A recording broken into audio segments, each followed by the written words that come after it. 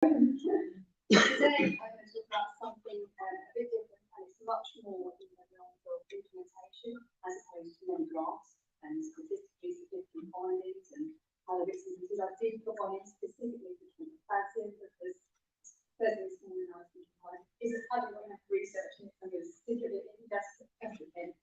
And also a shout out to Rachel Tuffin, who I had a very interesting conversation with last night. And it's, I suppose, one of the things that I truly believe in, and Rachel does too, and that is you guys. And what's fantastic about coming to an event like this is the passion and excitement and interest in one of the people you all are, the great work that you're doing, of course, and how do we make that work stick, replicate, share, how do we do all of that? We've seen over these last 2 days some research, I think we've seen a great lot of thoughts. How do I take that and do that? You know, everything we've seen has been really, really interesting, but how do we make that happen because we have all the different forces. So today I'm going to talk about Erin, some of the network director across the Southern Force region.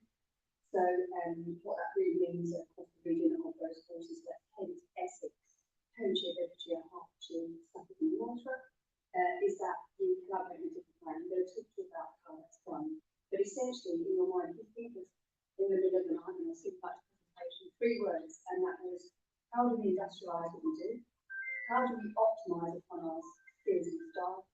And how do we make this an enterprise? So how do we go from doing this great individual research that we're doing and spread it and share it and change the world, hence the global support. So, and one of the shout outs to individuals from across the region, we've got pictures in the room, Ben Henderson was here yesterday, Misha, CL, and David Phillips from Hertfordshire. I get to work now across the region and I get to work with some really fantastic wonderful people, and I feel I'm really privileged because I do that. And the work today is about harnessing that good stuff. So, without further ado, there's the forces that I mentioned. Essentially, I had a look for this presentation, and across that region, we have 8 million visitors. So, across the 7 force boundaries, with 16,000 officers, which is 11% of policing. And we talked about how we've collaborated in a different way. So, when I went for the job and network director of the Eastern region, my new fit, I did some research into collaboration and how they work. How do we share? Do that to do that. And I took from a position with Kent Police where we work in town for some time, building innovations, and we would often do so in such a way that we would build it locally, if we need local requirements, if we would be able to deliver it. And then we came one of the forces about general intervention for us to say, how can we do what we just done? And that's what's really happening over the last few days. We've taken it down to go back to our forces, be finding back those people with passing in. So how can we do some more of that? So I looked into collaboration and integrating the HMIC for a hard yard. And in there they talk about how to collaboration. We use our sovereignty, our autonomy, our ability to act in a local way and respond to our local needs if we collaborate. And what do we lose if we don't collaborate? And we'll know this autonomous intervention this morning on 43 forcing access to the shared data, our ability to do analysis, all of the things that come from us being able to work more in that way. So, what I did was look at Police Act 1996, I'm sure you've all read it, and in there, there's a bit that says that we must collaborate because it's in the interest of any other force for efficiency or effectiveness. So essentially, we need to work in a way as policing whereby if we can help for the good of all by doing something, then we can do it in a positive way. So, how did it start? So in the 7 Force region, and it's referred to in the HMIC before, there was the 7 Force strategic governance. Essentially, that was set up in 2015, and that was really good and provides some really good functions for the commercial service function. We've got our PQF that's been done regionally. There's quite a lot of functions that have been done that way, but it was a sort of centralised team function approach. And in the 2021 summit, 7 BCCs and 7 chiefs, when we was in the room, got together and said, we want to do things differently going forward. We want to work in a different way, but it was uncertain in what it looked like. So knowing that they were going to move from strategic alliance to big projects to a much more streamlined network, I got the job. And what did I do first thing? So I spent most of the time, about 6 weeks on the M25, and that was an over life because I went to all 7 courses. I got to know everybody individually. David Lloyd, I spent some time with him at the back, amongst all of the PCCs, all of the chief constables, all of the CEOs, the CFOs, the heads of innovation. There's 62 of them in total, and that's that. But what was good about spending that time with them was to discover from them what it was they wanted from the collaboration, how they wanted to get, and do some analysis, came to big out and no graphs, but some analysis of what they've said. And really they said, we want to do it differently, we believe in innovation, and we believe there could be a need for us to share in a different way. We need to coordinate and communicate and cooperate in a new way. So how are we going to do that? Oh, and this word is levied at me very often by the chief constables when I meet them once a month, and that is so significantly agile. We need to be nimble, we need to get this stuff done now. And that's interesting. It took us to a place where we could form a vision, and I've displayed this a lot of words now, I'll highlight some bold actually to help you really, but to say that we've become a centre of excellence in innovation and research, testing and implementing transformational change at pace, using, and this is important, the expertise and skills in existence of our region, and to create this culture where we embrace generational diversity and tackle our future challenges of tomorrow. So a real forward-thinking way of taking evidence-based policing and innovation and embedding it in the forces of the region. Essentially, that is led by Chief Constable Paul from Hertfordshire. The SRO of the network is Lisa Driver, is my boss, and Deputy Chief Constable Guy from Hertfordshire, she chairs a monthly village deputies meeting. What that means is that I'm informed monthly, and even already in that sometimes by the Chief Constable and Deputy Chief Constables around the strategic governance and oversight that they like for their region. The PCCs have overall oversight over the chiefs of the network, and we will be reporting into them at the end of this month in an annual summit on the first year of its creation. And I'll tell you about how that journey's gone so far this year. So essentially there's the deliverables that we were looking to provide and to say what we do. And I'll just put some really good context behind what they are. So blueprints and assisted implementation, I'll talk about in a moment, but essentially how can we share our best practice? How can we then speak to each other? The first thing I realised when I started the job was I had no emails, no phone numbers, no way of finding someone in Norfolk. And that seemed ridiculous to me. That I had to go switchboard and say, do you know the firm that works in this area of business? So getting them all together on a virtual communication platform, which we've now got, and I was showing one of my colleagues from the region, it's to see how we can share our skills, our opportunities, our research across the region. We have an innovation development board that meets monthly, which is the 7-4-star Deputy Chief Constable meeting, where we have nominated leads in innovation that come to the meeting and talk about the innovations going on in the board. And that's brilliant, because the culture we've now created across the year has been one where we now know what each other's doing. And we have found we are duplicating in some spaces, and there's some opportunities to share data, and there's some opportunities to work together. And I'm able to coordinate that and say, Essex, would you like to speak over to you? And I think we might be able to do that together. So that's been really, really good. And that local to regional to national, please I'll talk to you in a minute. Innovation skills development. So I was talking to Rachel about this. I feel passionate that there's some really smart people in this room. And I'm not quite sure really how we will learn what we have learned in different ways. But wouldn't it be great if we all worked on one big project? Could you imagine if we got all these smart people together? So how can we develop and harness the wonderful nature of innovation, project managers, scientists and researchers, and bring us together and developers? Academic collaboration and funding, how can we do more of that and better? Paul Tomlinson's work is testament to that. And there's a think tank, so to tackle some real difficult problems. So I'm going to give you a bit of the inside scoop on how I've done this over this year, and essentially we use that assisted implementation model. So I'll talk to you about an experiment we may have heard before in a minute and how we replicated that. But here's 5 projects essentially that we have looked to replicate across the region, and we do it in a really agile way. So we use the virtual communication platform to host all of this documentation.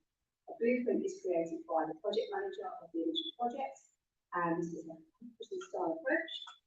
My initial idea was about the App Store. You can go in and pick what you want and walk out and take it and use it as you'd like. But essentially, to create a blueprint which talks to how you created that project, how you built it, how you tested it, the research you did, the methodology you used, your lessons learned, and pretty much from start to delivery, what that journey looks like.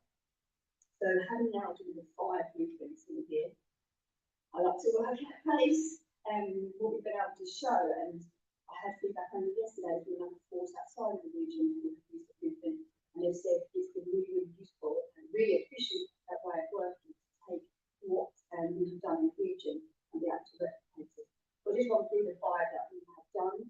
The policing pathways pre-boarding apps, the map for that one, been run by Cambridgeshire, and essentially an app in the Apple Store that we use to make sure that officers that are joining the police are pre-boarded, because we lose 90% of officers during that recruitment phase. So this gets in touch with them, engaged with them, and you can create your own card on that system to be able to educate your officers before they join.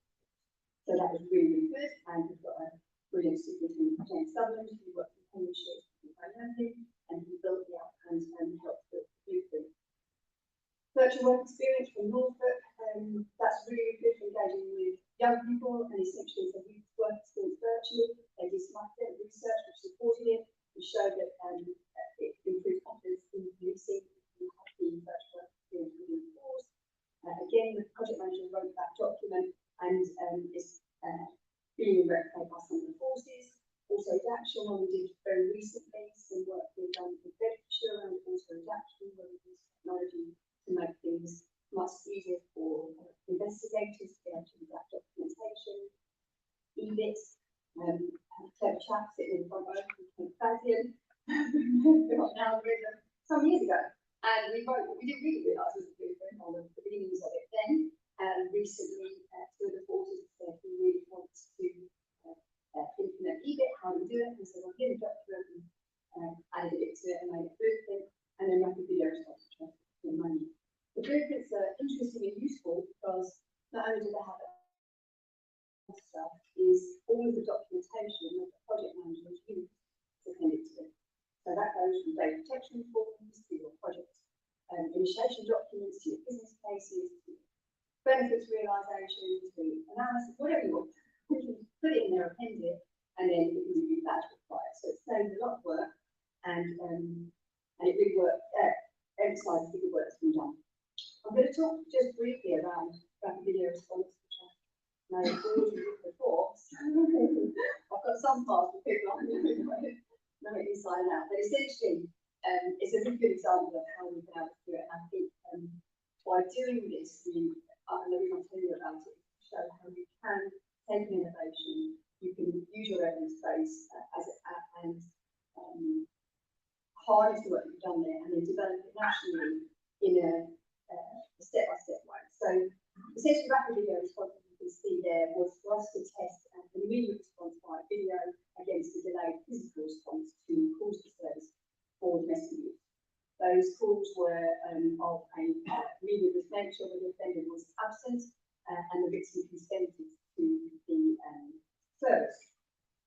The randomised control trial, was block design randomised control trial, split into 4 groups of female, male, intimate and non-intimate. What that trial enabled us to do was to track the victim satisfaction interviews, like 80% response rate, to track the efficiency of the calls, tracking officers with the geolocation on their radios and their vehicles, to work out what the response delay was and how long officers spent the calls, and then to look at the investigative outcomes by looking back at the case data. Essentially, we worked with some funding that we got from Science, Technology, Analysis and Research Fund, and since this research, which is sort of expanded and gone wider, there's been some really good results. This is the graph that I wanted to put in one. Essentially there, and unfortunately it shows you that if you were on the orange line, what was our previous business as usual service, that you would wait on average, you would wait up to 48 hours, 80% of victims would wait 48 hours for a response, whereas if you were a rapid video response victim, you would get a response, 100% victims get a response within that 8-hour time frame. The actual data that we got from the study in headlines is that victim satisfaction for female intimate victims of domestic abuse rose from 78 to 89%, was statistically significant.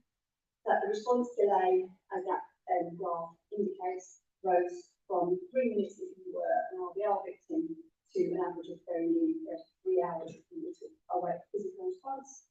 And that although investigative outcomes are the same, arrests were up by 50%. Trust and confidence also rose at very nearly.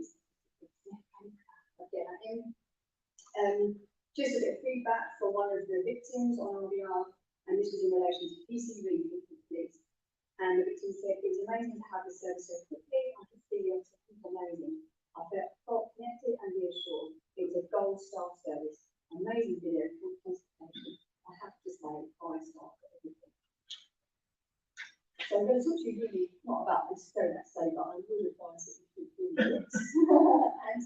But is more how it is replicated. You can see there it's on the past day. So, and you can look at it there. But essentially, we have now been able to use some of the fundings to replicate it across 5 of the forces across the Eastern region. We service, I reckon it's 7,000, like Stacey says, over 6,000 RBR calls now.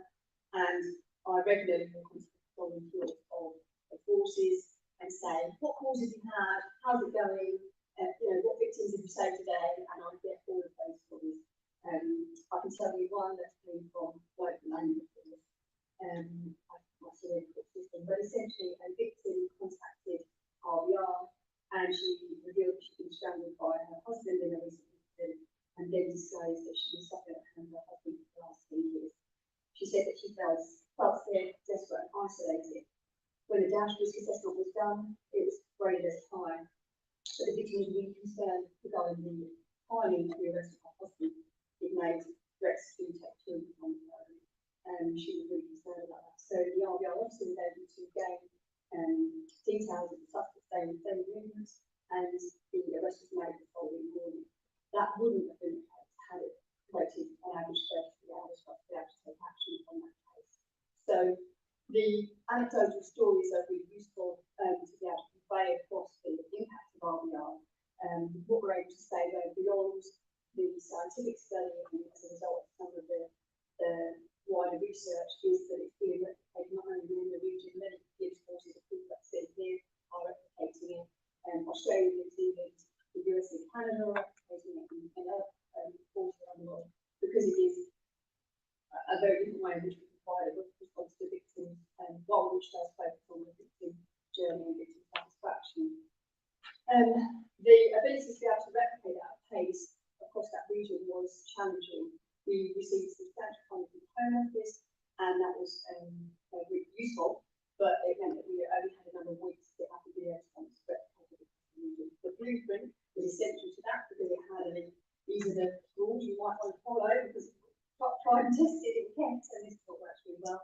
And we were able to get it replicated across that region. So that model of working together worked really well. Beyond the replication and assisted implementation models, we looked to do research in a very joined up way, in a way that perhaps other people haven't been able to do it previously,